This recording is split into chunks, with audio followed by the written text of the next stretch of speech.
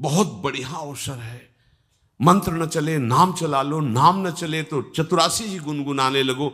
बिल्कुल अवसर मत दो, जैसे दुश्मन नीचे गिर पड़ा है आप ऊपर चढ़े हो, अब उसको ऊपर आने का अवसर मत दो।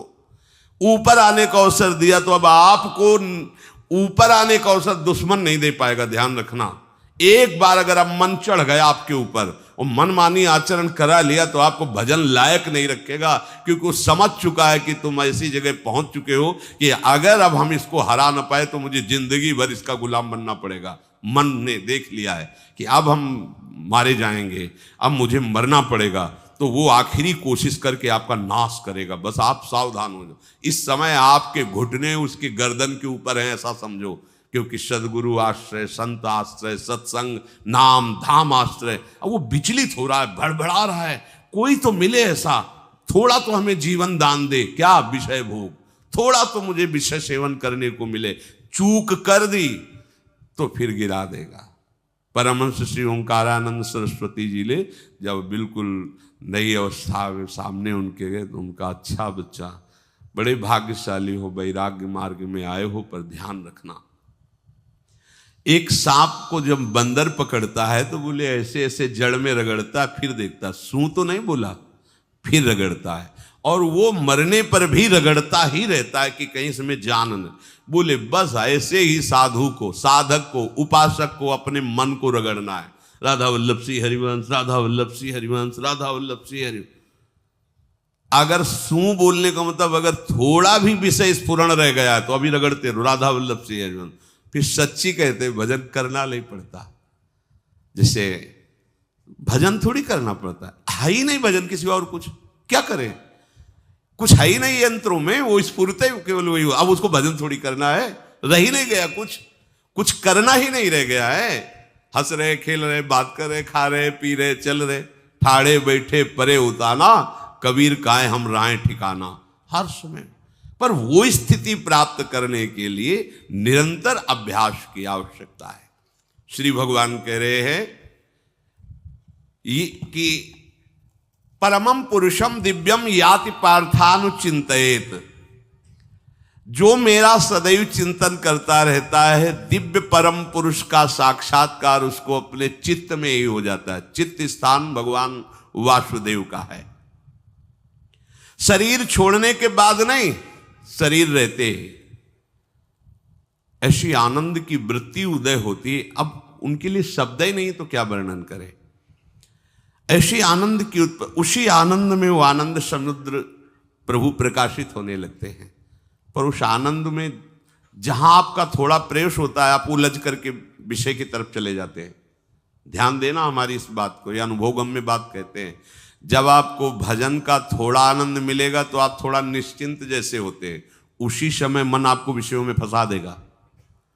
जब आपको भजन का अभ्यास बढ़ने लगे, आनंद मिलने लगे, तो आपको उदासीनता बढ़ानी है, हंसना नहीं है, लोगों से मिलना नहीं, खेलना नहीं है, क्योंकि इस समय चढ़ाई का है।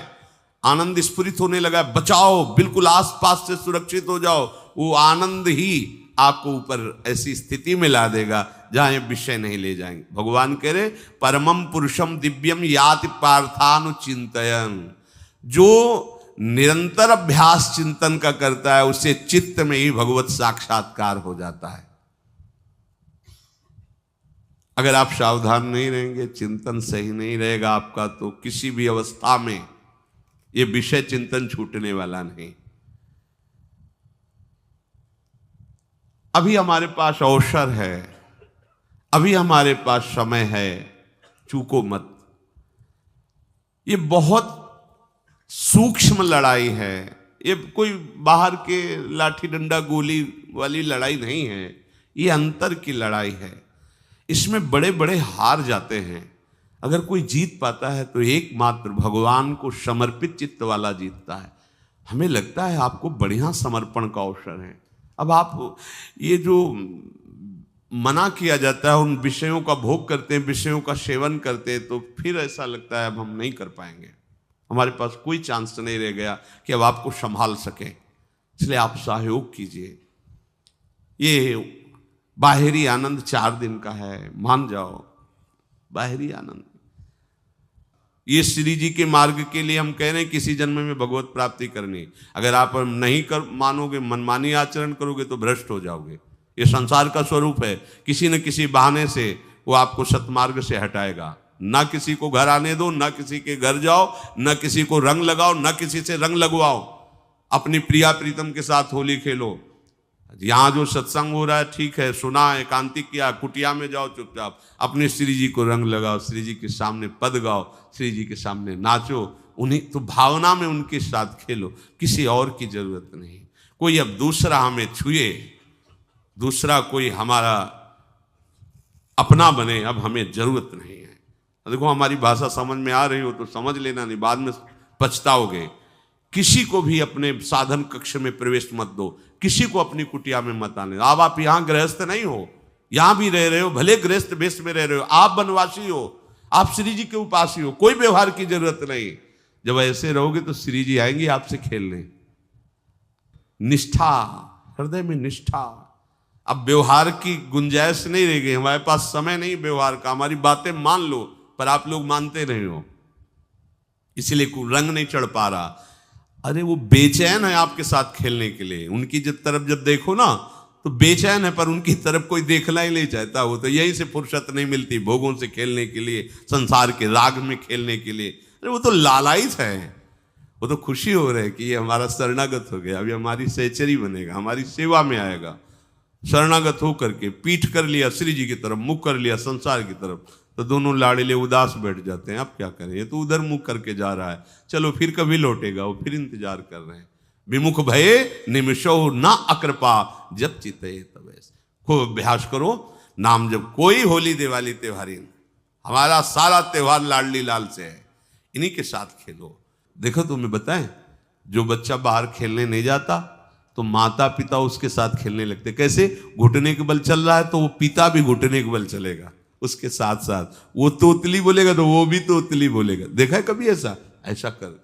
तो ये हमारे स्वामी भी जब देखेंगे कि अरे ये तो किसी से राजी नहीं है, केवल हमसे खेलना चाहता है, इनके लाने का एक ही उपाय है, ध्यान रखना, अनन्य व्रत नहीं चाहिए हमें। और जैसे कल आप सुन रहे थे, पपीहा बन के रहू रे, बस यही चातक व्रत नहीं, हमें नहीं चाहिए। अगर हमारे रंग पड़ेगा तो लाडली लाल का पड़ेगा, हम खेलेंगे तो लाडली लाल के साथ खेलेंगे, नहीं तो अब आजीवन नहीं खेलेंगे, आजीवन नहीं खेलेंगे। अगर हम पाएंगे तो इनकी जूठन पाएंगे, नहीं तो प्राण त्याग देंगे। जिएंगे तो वृंदावन में जिएंगे, नहीं जीवन। ये व्रत चाहिए। काहे को व्यर्थ समय नष्ट कर रहे हो? धारण करो अनन्य निष्ठा का व्रत। इनको अपनी तरफ आकर्षित करने के लिए अनन्यता ही व्रत है। रसना कटो जो अन रटो, निरखियन फुटो नयन, श्रवण फुटो जो अन सुनो, श्री राधा जसमैन। कोई भी सत्संगी कोई व्यसन न करे, अन्य किसी से संपर्क न करे, खूब पद गाओ, खूब नाचो, अपना दरवाजा कुटिया का बंद करके खूब रो, नाचो, खेलो, कूदो, उन्हीं से वो खेलने लगेंगे। उनको चैन नहीं है आपके सिवा, आप चैन से रह रहे हो। हमारे प्रिया प्रीतम आपका इंतजार कर रहे हैं, तभी आप पर हेतु की कृपा की। ये बात अंदर की समझो। प्रिया प्रीतम अंदर से आपको बहुत प्यार करते हैं, पर हम देखते हैं कि आप प्रिया प्रीतम से प्यार नहीं करते। आप संसार की तरफ बढ़ते जा रहे हो, हाथ फैला खड़े, मेरी तरफ आ जा। ये हमारे भगवान नहीं है, ये हमारे लाडली लाल हैं। हम इनको भगवान नहीं, ये तो प्रेम के खिलौना दो खेलत है प्रेम खेल। हमारे रसिकों ने इनको भगवान नहीं माना। अगर कोई संकट आया तो अपने आंचल में छुपा के इनको लेके भागे।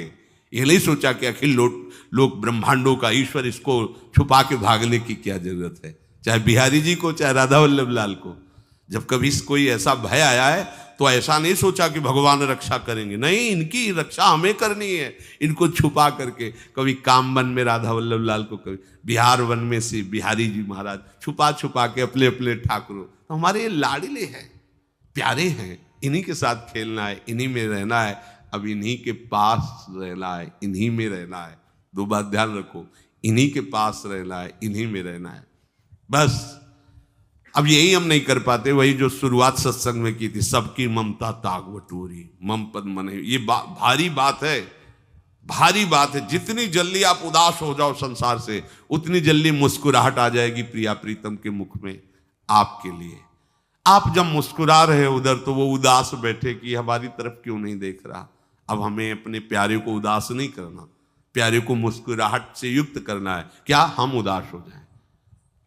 ताते मौन रहे वो उचित है, जगते भयो फिरे बैरागी, वृंदावन रस में अनुरागी। इसकी खूब चिंतन परायण रहो, कोई भी विषय का सेवन ऐसा ना करो जो आपकी बुद्धि भ्रष्ट कर। कोई आपने ऐसा गंदा व्यसन, गंदी बात, गंदी चेष्टा, आप परसों नरसों, फिर आगे क्या? आपका जो साधन मार्ग वो ढक जाएगा, फिर प्रमाद छा जाएगा। हमें किसी भी उत्सव में, किसी भी उत्साह में अपनी प्यारी जू की अनन्यता और सिद्धांत को नहीं छोड़ना, अपने मार्ग में चल। ये अध्यात्म है, अध्यात्म। ये दान पुण्य की बातें नहीं है, ये लोक लोकांतर में भटकने की बातें नहीं है, सीधे भगवत प्राप्ति की बातें हैं।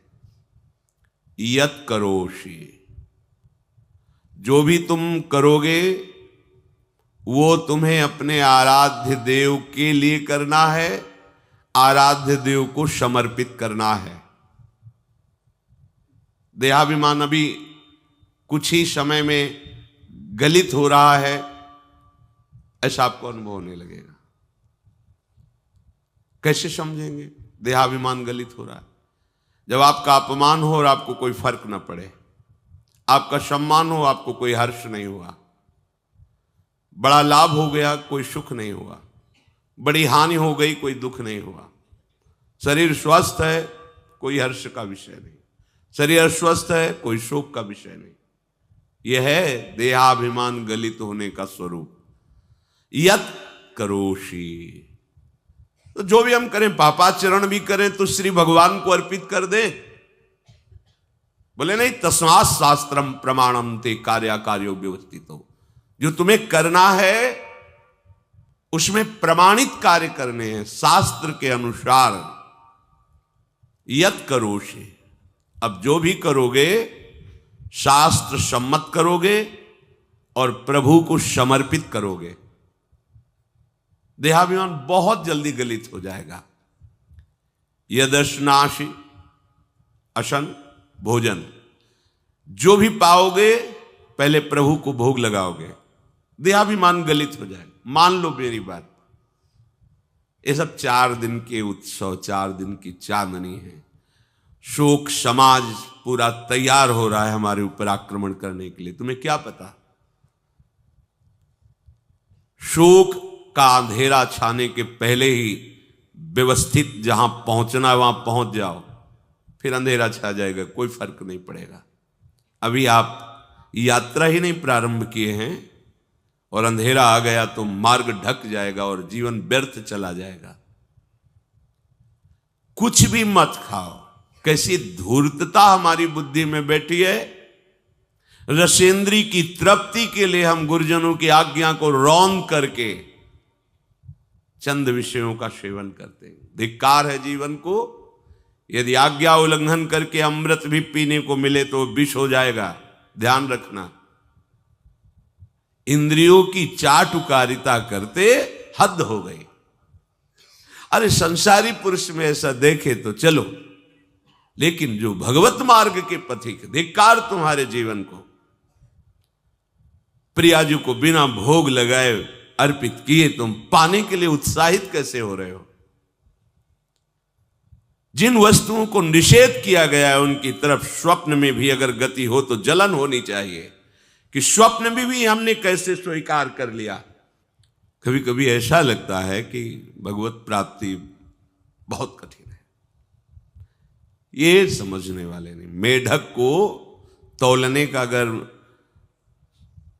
हमें आदेश मिले तो तौलना बहुत कठिन है। 5 रखो, 2 उधर चिटक के चले गए, उनको घसीटो तो 3 पहले वाले फिर उतर के चले, ऐसे है। सावधान हो जाओ। ये आज्ञा का उल्लंघन तुम्हारे लिए नारकी गति का काम करेगा। अगर आज्ञा है कि अमृत नहीं पीना तो मत पीना, नहीं वो विष हो जाएगा। और अगर आज्ञा है विष पी लीजिए तो गरल सुधा रिपु करहि मिताई, गोपद सिंधु अनल शीतलाई, वो विष अमृत हो जाएगा। तुम्हारा शत्रु तुम्हारा मित्र हो जाएगा। ये भव समुद्र गाय के खुर के गड्ढे के समान हो जाएगा। आज्ञा पालन बहुत बड़ी सिद्धि है। ये मूढ़ता का त्याग कीजिए। आप जानते हो, जानते नहीं है? नहीं, तुम नहीं जानते हो, तुम्हें वो जान रहे हैं। अगर तुम अपना आनंद चाहते हो, सुख चाहते हो, तो आज्ञा पालन करो। इसी से देहाभिमान गलित होगा। तुम्हारी एक एक वृत्ति उस सर्वात्मा प्रभु बैठे देख रहा है, और उन्हीं के रिझाने के लिए तो तुम्हें मानव देह मिली, भगवत मार्ग मिला। ये ध्यान रखो, एक बार भी बिना भोग अर्पित किए हुए जो पाओगे वही तुम्हारी बुद्धि भ्रष्ट कर देगा। देख लो आंख खोल के कैसे बुद्धि भ्रष्ट होती है। वो अपने आराध्य देव इष्ट देव की ही निंदा करने लगता है, आराध्य देव इष्ट देव के विपरीत चलने लगता है। ये बुद्धि गिरी मतलब सर्वनाश। जो शास्त्र में कहा गया है, कामः संजायते क्रोधा क्रोधा स्मृति विभ्रमा स्मृति भ्रंशात् बुद्धिनाशो, बुद्धिनाश को ही कहा गया प्रणश्यति, नष्ट हो गया, वो किसी काम का नहीं। यत करोषि, जो भी कर रहे हो वो प्रभु के लिए हो और प्रभु को अर्पित करो। यदश्नासि, जो भी असन भोजन करते हो, जो भी तुम्हारी जिह्वा में जाए, अगर तुम इसी जन्म में भगवत प्राप्ति करना चाहते हो तो बिना भोग लगाए मत पाना, मान लीजिए। फिर कह रहे यज्जुहोषि, जो भी तुम, हवन का तात्पर्य होता है भागवतिक कार्य करते हो, वो प्रभु को अर्पित कर दो, बड़ा सुख मिलेगा। जो तुम ददाशी, किसी को भी कुछ भी देते हो, प्रभु को दे दीजिए। देने के पहले उसमें भाव कीजिए, राधा वल्लभ लाल इसके हृदय मंदिर में बैठे हैं।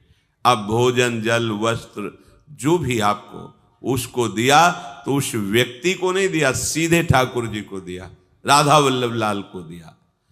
यत तपस्यासी, जो भी तुम तपस्या कर रहे हो, काम वेग को सह रहे हो, क्रोध को सह रहे हो, गर्मी सर्दी सह रहे हो, अनुकूलता प्रतिकूलता सह रहे हो, ये भी प्रभु को अर्पित कर दो।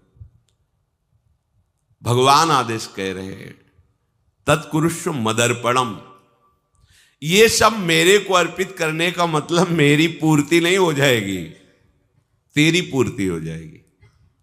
भला ये सब नदियां समुद्र में गिरना बंद कर दें तो समुद्र घट जाएगा क्या? यद्यप समुद्र प्राकृतिक है, चिदानंद नहीं, भगवान तो चिदानंद समुद्र है। कोई भी नदी चाहे बाढ़ युक्त जाके गिरे या गिरना बंद कर, समुद्र में कोई फर्क नहीं पड़ता।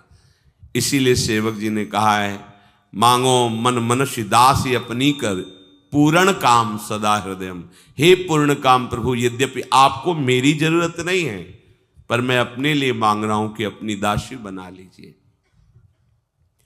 मद भक्तो मईश्वरे सर्वज्ञे परम गुरु वासुदेवे समर्पित सर्वात्म भावः, यत् पश्यति शृणोति स्पृशति वा सर्वमेव भगवान वासुदेवः, इत्येवं गृहाविष्ट बुद्धिर मद भक्तः सन एतत् यथोक्तम सम्यक दर्शनम विज्ञाय मद भावाय मम भावो मद भावः परमात्म भावस्तस्मै परमात्म भावो योपपद्यते युज्यते घटते मोक्षम गच्छति। वेद कहता है, भगवान की वाणी, मद भक्तो, जो मेरा भक्त हो गया है। अभी हम देह भक्त हैं, भोगों के भक्त हैं, विषयों के भक्त हैं, काम क्रोध लोभ मोह जब जो चाहता है हमें परास्त कर देता है। लेकिन जो मद भक्त हो गया उसको नहीं। बाहरी वेश परिवर्तन से मद भक्तो नहीं होता। कभी कभी हंसी आती है कि अमृत कुंड को छोड़ करके मल कुंड का स्वाद लेने के लिए कितना लालायित है जीव। कैसी मंद बुद्धि, मतलब एकदम लगता है कि वाह प्रभु आपकी है विचित्र माया है। ये इधर कूदे तो अमृत कुंड है, इधर कूद रहा है मल कुंड है। वो जानबूझ करके अमृत को त्याग करके मलकुंड में जा रहा है, जहां हमारी प्यारी जी और प्यारे जी की ऐसी सुख वृत्ति है, वेणु कानन कुणित श्रवण सुंदर सुनत मुक्ति सम सकल सुख पाए पग पेलिरी। मोक्ष सुख को भी लात मार करके जिस सुख में बढ़ाए, कैसा कैसा तुम्हारा आश्रय है। हमारे युगल सरकार का ऐसा सुख है कि मोक्ष सुख थूक देने योग्य हो जाता है, और आप युगल सरकार को एक तुच्छ विषय के लिए छोड़ देते। कैसे भक्त हो तुम, कैसे हो तुम? खुद प्रश्न करके देखो। कभी तुम्हें अपने ऊपर धिक्कार नहीं आता? अपने को बहुत चतुर समझते हो, अपने को बहुत प्रवीण समझते हो कि कोई नहीं जानता हम क्या खाते हैं, कोई नहीं जानता हम कहां जाते हैं, कोई नहीं जानता हम कैसे खिलाड़ी हैं कि खेल रहे हैं। अरे पागल, तू कैसा खेल रहा है। ये जगन नाटक वैभवा, वो बैठे हुए डायरेक्टर सब कुछ देख रहा है और तुम्हारी कहानी लिख रहा है। बहुत होश में हो जाओ, हर समय तुम दृष्टि में हो, ऐसा मत समझो। मद भक्तो मईश्वरे सर्वज्ञ, समझ मैं सर्वज्ञ हूं, मैं सब कुछ देख रहा हूं। परम गुरु, मैं गुरुओं का भी गुरु, परम गुरु हूं। भगवान बोल रहे वो है, वही परम गुरु है, क्योंकि गुरु शब्द ही उन्हीं के आगे है, दूसरा कोई नहीं, कोई है ही नहीं दूसरा, दूसरो न कोई, वही परम गुरु है, क्योंकि उनके सिवा कोई है नहीं, वही है परम गुरु। बड़े करुणा में है। अगर ये सोचा जाए कि भगवान की वाणी और गुरु की वाणी अलग है तो भ्रम है आपको। भगवान की वाणी गूंज रही है, पकड़ो, आपको लगेगा बातें कर रहे हो, कहां गूंज रही है? अभी ट्रांजिस्टर लाइए, लखनऊ लगाइए, अभी बोलने लगेगा, तो वाणी गूंज रही ना लखनऊ की। कानपुर लगाइए, कानपुर बोल लेगा, क्योंकि उसमें पावर है उस वाणी को घसीटने का। एक यंत्र जैसा तुम्हारे अंदर तो पावर नहीं है, तुम अपने को बहुत पावरशील समझते हो। एक इतना बड़ा ट्रांजिस्टर लाइए, उसे आप अभी लगाइए बंबई, वो अगर स्टेशन आ रहा पकड़ में तो बोलने लगेगा कि बंबई की आकाशवाणी से बोल रहा हूं, आकाशवाणी पकड़ रहा है वो। तुम्हारे अंदर कितनी सामर्थ्य है, तुम गुरुवाणी सामने से नहीं पकड़ पा रहे हो, आकाशवाणी क्या पकड़ोगे? बहुत ज्ञानी, बहुत विज्ञानी, वो एक यंत्र पकड़ रहा है लोक के स्टेशनों को। अगर तुम मंत्र पकड़ लो तो तुम भगवान की वाणी ऐसे सुनोगे, ऐसे देखोगे, कहीं दूर थोड़ी है, सामने नृत्य करते रहते हैं। नेत्र खुलें थोड़ा, पावर आप में है, जो मंत्र मिला है वो यंत्र पकड़ता है स्टेशन, पावर तुम्हारा सीधे पावर हाउस को पकड़ेगा। अखिल ब्रह्मांडों का पावर वासुदेवा समर्पित सर्वात्म भावः, तो यत् पश्यति यत् शृणोति स्पृशति, वो भगवान का स्पर्श करेगा, भगवान की वाणी सुनेगा, भगवान को ही देखेगा। कौन? जो मद भक्ता है। तो आप लोग बड़े कृपा पात्र हैं, भगवत मार्ग के पथिक बन गए। कहां फंसे हो यार, कहां? बड़ी हंसी आती है। साधक अपने छोटे से दोष को पहाड़ की तरह देखकर व्याकुल हो जाता है और गुरु और भगवान से पुकारता है, नाथ देखो मैं ऐसा, मुझे बचा लो। प्रभु अभी तक समर्पण नहीं हो पाया, उसे अपने में फुर्सत नहीं। जो मेरा हो जाता है वो निरंतर मेरा चिंतन करता है, इसलिए मैं उसको सुनाई देता हूं। तुम किसका चिंतन कर रहे हो? संसार का। तो क्या सुनाई दे रहा है? संसार। तुम किसको देखना चाहते हो? संसार को। तो क्या दिखाई दे रहा है? स्त्री पुरुष दोष गुण। भगवान कह रहे मद भक्तो, जो मेरा भक्त है